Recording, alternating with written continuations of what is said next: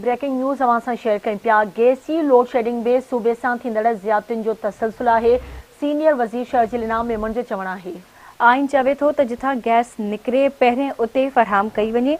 Senior सूबाई वज़ीर वधीक चयो त पाकिस्तान जे आइन ते अमल करण वफ़ाक़ी हुकूमत जी ज़िम्मेवारी आहे। अॻु में शहरनि में गैस हूंदी हुई ऐं बहिराड़ियुनि में काठियूं ॿारियूं वेंदियूं हुयूं।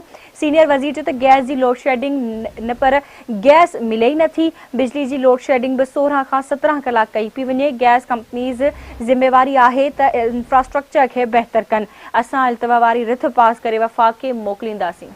तफ़सील मालूम कंदासीं आवाज़ न्यूज़ रिपोर्टर शहज़ाद जलबानी खां। जी शहज़ाद, कहिड़ा तफ़सील आहिनि, अपडेट कजो। जी बिल्कुल, अॼु सिंध असेंबली इजलास में हीर सोहो पारां पेश कयल गैस जी लोड शेडिंग बाबति जेको रिथ हुई उनमें सीनियर सूबाई वज़ीर जेको उनखे साराहियो उन रिथ खे ऐं उन ते ॻाल्हाईंदे ख़िताब कंदे सीनियर सूबाई वज़ीर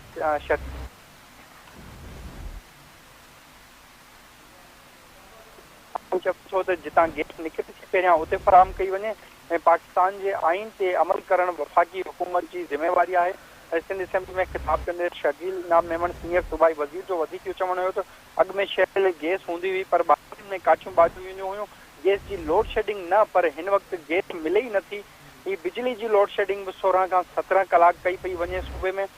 वधीक सीनियर सूबाई वज़ीर शर्जील इनाम मेमन जो सिंध असेंबली में इहो चवणु हुयो त गैस कंपनी जी जेका ज़िम्मेवारी आहे त इंफ्रास्ट्रक्चर खे बहितर कनि। असां इल्तवा ठीक है, मुझी मेहरबानी शहजाद अपडेट करण जे लाइ।